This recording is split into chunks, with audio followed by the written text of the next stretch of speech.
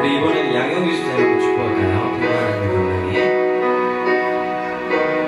평안한 하나님의 평강이 집사님 삶에 넘쳐나기를 평안한 하나님의 평강이 집사님 삶에 가득하기를 축복합니다.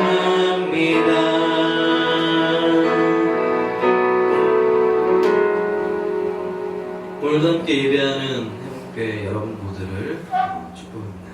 그리고 인터넷으로 설교 듣는 여러분 모두를 축복합니다. 우리는 계속해 고린도전서를 살펴보고 있습니다. 고린도전서는 고린도 교회 안에 발생된 문제에 대한 해결책으로 쓰여진 서신입니다. 그래서 우리가 고린도전서를 읽을 때마다 어떤 느낌이 드냐면 이게 정말 교회 안에서 일어날 수 있는 실제적인 문제들에 대한 해답을 주고 있구나. 그리고 되게 일상과 밀접한 관계가 있는 그런 말씀들에 대한 지침들이 굉장히 많이 나옵니다. 바울은 고린도전서 5장에서 음행에 관해서 다루었고 6장에서는 음행을 피하라고 권고합니다. 그리고 오늘 보면 7장에서는 독신 생활, 결혼, 이혼에 대해서 말씀하고 있습니다. 바울은 기본적으로 주 안에서 결혼을 이야기합니다. 흔히 말하는 기독교인끼리의 결혼을 말하는 주 안에서라는 것은 혹 기독교인이 아닌 사람과 결혼한 형제와 자매가 있다면 하나님 이제 만약에 남자가 믿는 청년이 안 믿는 자매와 결혼했다면 하나님을 소개할 수 있는 좋은 기회가 될 거라고 얘기하고 자매도 마찬가지예요. 형제에게. 그러나 원칙적으로는 믿는 사람끼리 결혼할 것을 권고해요. 왜냐하면 안 믿는 사람과 함께 연합하는 것이 굉장히 힘든 상황들이 연출될 수 있기 때문에. 그렇다고 해서 크리스천끼리 결혼하면 뭐 힘든 일이 없냐? 마찬가지죠. 성격적인 차이가 있으니까. 바울은 이혼에 대해서도 말합니다. 여자는 남편에게서 갈라서지 말고 남편도 그 아내를 버리지 말라고 조언합니다. 왜 이렇게 얘기하냐면 고대 사회에서는 여성에 대한 인권이 없었다고 지난 시간에 말씀드렸죠. 그래서 남자들이 여자를 버릴 때 핑계를 댈 수 있는 것들이 있었어요. 유대인들 가운데는 심지어 어떤 것들이 있었냐면 여자가 밥을 태운다거나 뭐 이런 여러 가지 일들, 뭐 지금하고는 상상할 수 없지만 당시에 그런 조건들을 내서 이제 다른 여자를 얻기 위해서 그렇게 했던 경우들도 있었습니다. 그래서 바울이 얘기하고 있는 거예요. 버리지 말라고 이야기를 하고 있는 겁니다. 예수님께서는 뭐 이렇게 이방인과 결혼하고 이런 것들을 얘기하지 않았던 것은 예수님이 사역했던 데는 다 유대인들이었어요. 그러니까 하나님을 다 섬기고 있었던 사람들이고 바울이 오늘 이 서신을 보낸 지역은 어디라고 얘기했죠? 고린도라는 지역이에요. 그러니까 믿는 사람뿐만 아니라 믿지 않는 사람들이 더 많은 곳이에요. 그러니까 바울이 지금 믿지 않는 사람과 결혼한 형제들에 대한 문제가 자연스럽게 나타나잖아요. 그래서 오늘 이 서신을 쓰면서 이야기를 해주고 있는 겁니다.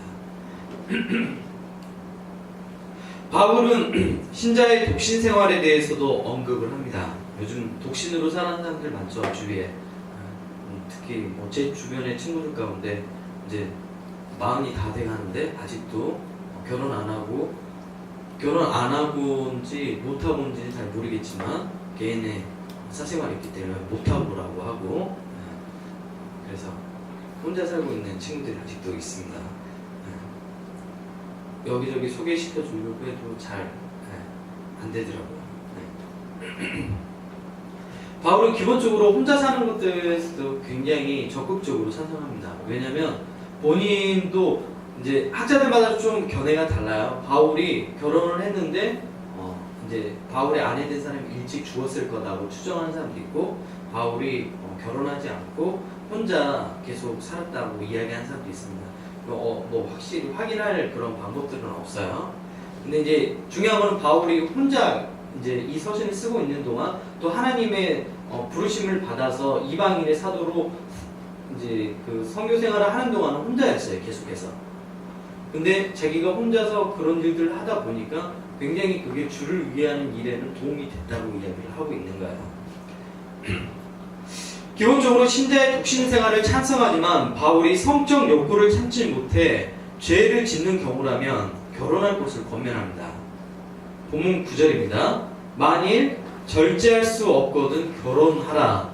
정욕이 불같이 타는 것보다 결혼하는 것이 나으니라. 우리 이미 다 결혼한 분들은 잘 공감이 안 될 거예요. 이런 부분에서 청년들은 가슴에 팍 와닿죠. 저도 20대 후반에 굉장히 그 신학생이었는데도 불구하고 굉장히 그 정욕이 불탈 때가 있었어요. 밤마다 이길 수 없는 굉장히 뭐 끌어오르는 젊피가 있었어요. 그래서 그때마다 학교 제 호남 신학대학교 다녔는데 학교 운동장을 뛰었어요. 막 쥐야 그러면서 막 운동장을 막 바퀴를 돌았어요. 왜냐하면 막 에너지가 넘치니까 이건 뭐 단순히 어떤 영적인 문제가 아니라 생리적인 욕구로 발산되는 거니까 결혼 정년기에 있었기 때문에 제가 좀 결혼을 늦게 했었잖아요. 그래서 그랬던 생각이 나고 공감이 잘 돼요. 바울이 이야기하는 것들에 대해서. 여러분 공감 잘 안 되세요? 성경이 공감이 되니? 자연스러운 거예요. 기독교인들은 생각보다 인간이 지닌 성적인 욕망에 대해서 제대로 잘 이해하지 못합니다.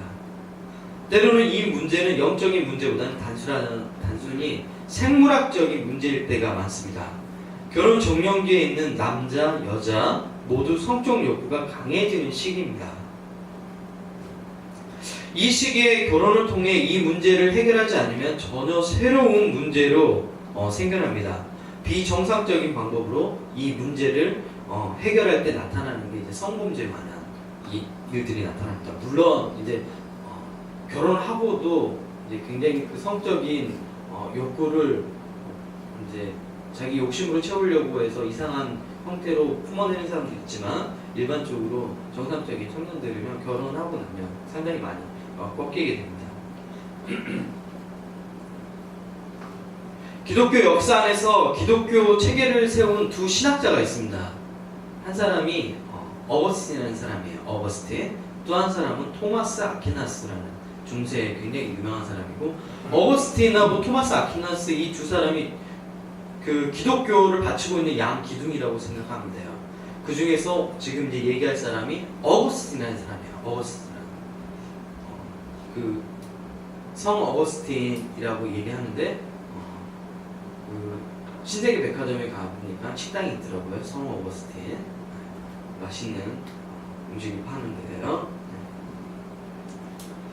어거스틴은 354년 타카스테에서 태어났습니다. 그는 신앙심이 좋은 어머니 모니카, 그 기도의 어머니로 굉장히 유명해요. 그래서 목사님들이 설교할 때마다 기도하는 어머니가 자녀를 변화시킨다 얘기할 때 단골로 등장하는 그 모니카가 바로 이 사람입니다.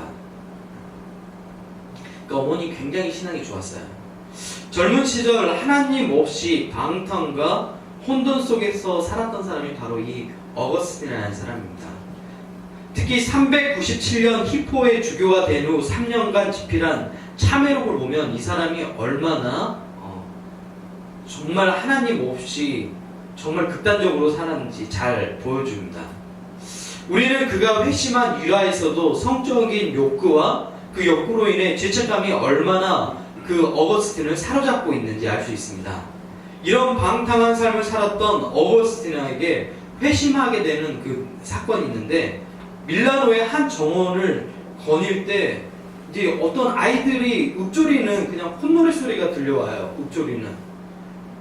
근데 우리가 어떤 소리를 들을 때 보통 다 흘려 듣잖아요. 그런데 그게 자기 마음 가운데 꽂힌 거예요. 그리고 마치 자기에게 하나님이 이야기하고 있는 것처럼 느껴졌던 거예요. 네. 이제 그 라틴어로 톨레레게 하는 그런 단어가 들려요. 애들이 톨레레게. 이게 어떤 뜻이냐면 들고 읽어라 하는 얘기예요. 책을 펴서 읽어라 이런 뜻이에요. 그래서 어거스틴이 성경책을 펴서 읽었는데 공교롭게도 로마서 13장 13절 14절 말씀이 나옵니다. 제가 읽어드릴게요. 낮에와 같이 단정히 행하고 방탕과 술에 취하지 말며 음란과 호색하지 말며 쟁투와 시기하지 말고 오직 주 예수 그리스도로 옷 입고 종역을 위하여 육신의 일을 도모하지 말라. 어거스틴은 말합니다. 이때 경험을 나는 더 읽지 않았습니다. 더 읽을 필요가 없었습니다. 이 말씀은 광명의 확신의 빛으로 내 마음에 비추어 내 속에 있던 의심의 어둠을 물리쳐 주었기 때문입니다. 어거스틴이 영혼의 어두운 밤을 허우적거릴 때 그를 인도했던 것은 이 하나님의 말씀이었습니다. 여러분도 이런 경험이 있어요? 누구나 다 이런 경험들이 있죠. 영혼의 어두운 밤을 거닐 때, 좌절하고 있을 때. 근데 중요한 것은 늘 그런 시기에 하나님께서 먼저 찾아와요. 우리가 날 세우시네 영어 찬양으로 You raise me up, 당신이 나를 일으킨다 라는 그 찬양도 마찬가지예요. 우리가 넘어져 있는 그 순간 하나님께서 찾아오세요. 어거스틴이 하나님을 간절하게 찾았을 때 하나님이 만나주셨던 게 아니라 절망하고 있을 때 하나님께서 찾아오셨어요. 그 자리 가운데. 그리고 어거스틴이 평생 그 끌어오르는 정욕 때문에 너무 힘들었던 사람이에요. 이 사람은. 당시에 이제 바울을 먼저 만났더라면 굉장히 좋은 가이드를 받았었는데 바울이 오늘 말씀해주는 이 고린도전서 7장 말씀을 몰랐던가 봐요. 그렇기 때문에 그렇게 방황을 했어요. 그리고 이후로 이제 회심하게 되고 그리고 자기가 가지고 있는 모든 지식을 통해서 하나님에 대해서 쓰기 시작하는 거예요. 그래서 어거스틴이 쌓아놓은 굉장히 중요한 많은 기독교의 양분들이 지금 기독교 2000년 역사 가운데 기둥으로 바치고 있는 거예요. 바울은 또 독신으로 살 수 있는 사람은 독신으로 살고 성적 욕망을 이길 수 없는 사람들은 결혼해서 죄의 유혹에서 벗어나라고 조언합니다. 바울은 기본적으로 결혼하지 않는 것에 대해서 찬성하는 입장입니다. 좀 의외죠? 요즘에는 보통 목사님들이 설교할 때 결혼해야 된다고 보통 많이 얘기하자는 건데 바울은 기본적으로 혼자 있을 수 있으면 그러니까 성적인 욕망을 이길 수 있고 그런 의사가 본인에게 있으면 혼자 거하는 것도 좋다고 바울은 이야기합니다. 왜냐하면 결혼 이후 남자 여자 모두 세상 일에 빠져 주의 일에 열심을 내지 않기 때문에 그렇습니다. 실제로 결혼 이후 신앙생활을 제대로 하지 않는 사람들이 굉장히 많습니다. 보통 물어보죠. 언제 가장 열심히 신앙생활을 했냐고 하면 청년의 때라고 얘기해요. 제가 청년의 때는 이렇게 신앙 열심히 했는데 지금은 잘 안 되네요. 이런 얘기 되게 많이 해요. 주변에 보면.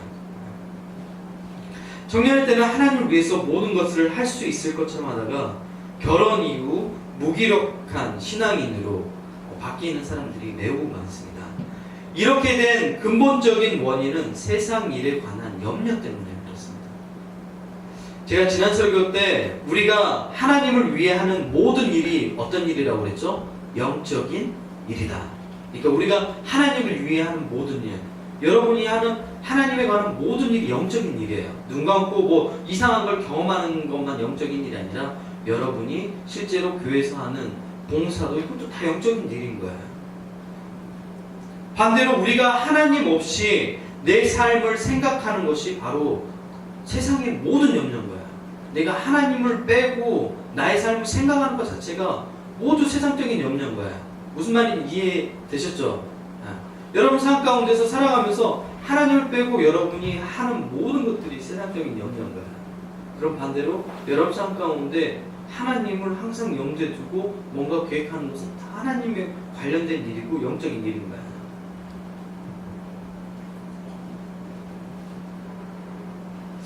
바울은 결혼과 결혼하지 않는 것 모두 찬성합니다. 다만 이 모든 일이 주를 섬기는 일이 되어야 된다고 우리에게 말씀합니다. 오직 주께서 나눠주신 대로 하나님이 각 사람을 부르신 그대로 행하라. 그리고 바울은 결론적으로 신앙인은 어떤 특정한 그룹이 제시하는 틀에 갇히지 말라고 조언합니다. 너희는 값으로 사신 것이니 사람들의 종이 되지 말라고 이야기합니다. 오늘날 사람들의 종이 된 사람들이 너무도 많죠. 신앙인들 가운데 어떤 프레임들을 제시해 주는 것들에 따라서 살아가는 사람들이 너무도 많죠. 특히 교회가 앞장서서 사람들을 붕어빵을 점점 만들어내고 있는 경우들이 너무도 많아요. 심지어는 학생들을 교육할 때도 그래요. 저희 중고등부 학생 가운데 한 명이 이제 너무 그 아이들 성향 파악하는 심리 검사들을 너무 많이 하니까 저한테 이제 화가 나서 얘기를 하는 거예요. 도대체 이런 것들을 왜 해야 되냐고 이렇게 얘기를 하는 거예요. 그래서 제가 설명해 줬어요. 너희들을 획일적으로 교육하기 싫어서 이렇게 한다. 아이들 각자의 특성이 다르고 개성이 다르기 때문에 거기에 맞는 신앙적인 교육을 하고 싶어서 한다. 예를 들면 완벽주의적인 성향의 아이가 있어요. 우리 교회 중고등부 아이로 얘기하면 영빈이가 그런 스타일이에요. 그런 아이한테는 긍정적인 이야기들을 많이 해줘야 돼요. 그런 아이한테 다그치면 한번 좌절하기 시작하면 아무것도 못하는 그 굉장한 슬럼프 상태로 빠지게 돼요. 그런 아이에게는 오히려 격려를 해줘야 돼요. 잘하고 있어. 왜냐면 여러분이 주위에서 다그치지 않아도 너무도 거기에 대해서 심각하게 늘 생각하는 사람인 거예요. 저도 마찬가지예요. 영민이와 같은 기질이에요. 완벽적인 성향을 추구하는 사람들이에요. 기질 자체가. 그리고 또 반대로 삶을 너무 프리하게 생각하는 그런 유형의 학생들도 있어요. 모든 것에 대해서 긍정적이에요. 너무 긍정적이에요. 그냥 긍정적인 것을 아무리 찾으려고 해도 없는, 긍정적인 걸 찾을 만한 요소가 없는데도 긍정적인 학생들이 있어요. 그런 학생들한테는 굉장히 조금 이렇게 자극을 주는 게 필요해요. 이처럼 학생들에게 맞는 교육들을, 개별적으로 맞는 교육들을 해나가는 것들이 중요한데, 한국교회는 붕어빵 찍어내듯이 똑같이 획일적으로 신앙교육을 해요. 그래서 어떤 프로그램을 도입해가지고 그 프로그램에 따라 아이들 특성, 아이들이 가지고 있는 재능, 아이들이 가지고 있는 어떤 그 감성이나 이런 것들을 다 죽여버리고 그냥 하나의 붕어빵 신앙인으로 만들어내요. 맹목적인. 근데 그런 것들을 하면 안 돼요. 그리고 바울은 얘기하잖아요. 누구나 다 결혼해야 된다고 얘기하지도 않고, 결혼 안 해야 된다고도 얘기하지 않고, 결혼할 수 있는 사람은 결혼하고, 또 결혼하지 못한 사람은 또 결혼 안 하면 되는 거고, 바울은 그렇게 이야기를 하고 있는 거예요. 그래서 사람들의 얘기하는 어떤 특정한 프레임에 매여가지고 사람의 종이 되지 말라고 얘기하는 거예요. 하나님 주신 그 은사 안에서 각자 자기에게 주어진 일을 최선을 다하면 된다고 바울은 오늘 우리에게 이야기하고 있는 것입니다.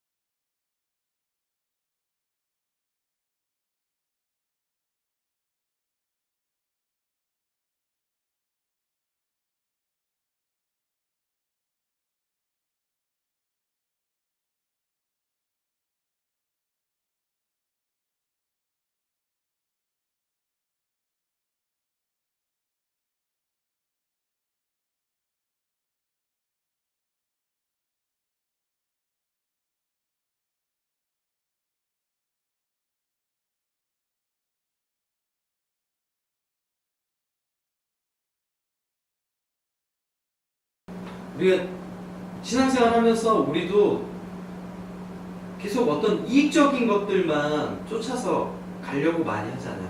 나에게 이익이 되고 나에게 정말 필요한 것들만 쫓아서 가려고 하잖아요. 그리고 사람들에 매여서 사람의 종이 되어서 실제로 신앙생활 하는 사람들이 너무도 많아요. 다른 사람들이 나를 어떻게 바라볼까? 다른 사람이 나를 어떻게 평가할까? 그래서 어떤 진실성을 가지고 잘 얘기를 못해요. 교회 안에서도 심지어는. 그런 모습들이 우리 가운데 너무 많아요. 그래서 매이지 않았으면 좋겠어요.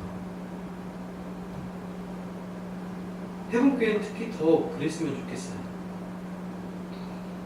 그래서 여러분들이 나는 이런 모습 때문에 이렇게 신앙생활을 해야 돼가 아니라 하나님 앞에서 자기 혼자 쓰는 거예요. 목사가 어떻게 생각할까 생각할 필요 없어요. 여러분이 하나님 앞에서 쓰는 거예요. 그리고 묻는 거예요. 내가 이렇게 하는 것들이 이렇게 살아가는 게 맞는 것인가? 하나님이 이게 과연 원하시는 일일까? 여러분 스스로가 물어야 됩니다. 그리고 찾아가야 돼요. 그리고 그 길을 걷다 보면 뜻하지 않는 좋은 일들이 생겨나기 시작해요. 여러분 삶 가운데 좀 그런 일들이 있었으면 좋겠습니다. 톨스토이가 신학론에서 고백한 내용입니다. 나는 이 세상에서 55년 동안 살아왔다. 아동기 15년을 제외하면 거의 35년간 진정한 의미에서 허무주의자로 살아온 것이다. 그러나 5년 전부터 난 예수를 믿게 되었고 내 생활은 갑자기 변화되었다. 행복이란 안락함이나 성공에서 오는 것이 아니라 소박함을 맛보고 그런 기쁨들과 조화를 이루는 능력, 그리고 그런 기쁨을 자주 만들어내는 능력에서 오는 것이다. 쉽게 얘기하면 일상적인 것에서 우리에게 찾아온다고 이야기하고 있는 겁니다. 바울이 결혼에 대해서 이야기하면서 누구나 결혼해야 된다, 누구나 결혼하지 말아야 된다, 믿지 않는 사람과 결혼해야 된다, 믿지 않는 사람과 결혼해야 되지 말아야 된다, 이런 획일적인 이야기들을 하지 않고 각자의 처해 있는 상황에서 할 수 있는 것들을 선택하고, 그리고 이거는 강제 상황이 아니라고까지 얘기를 하잖아요. 자기가 권면하는 상황이라고 얘기하잖아요. 그리고 중요한 것은 이 모든 것들이 주 안에서 이루어지는 일이면 된다고 얘기를 해요. 그리고 그 뒤에는 뭐라고 얘기하냐면 자신이 가지고 있는 것들에 대해서도 너무 자신이 다 가진 것처럼 얘기하지 말라고 얘기해요. 쉽게 얘기하면 교회 안에서 부유한 사람이 내가 이 정도 부유하다는 것들을 얘기하지 말라고 이야기하는 거야. 없는 것처럼 얘기하라고 얘기하는 거야. 그 소유가 다 흘러갈 거라고 바울이 얘기하는 거야. 바울이 이렇게 얘기하는 데는 이유가 있어요.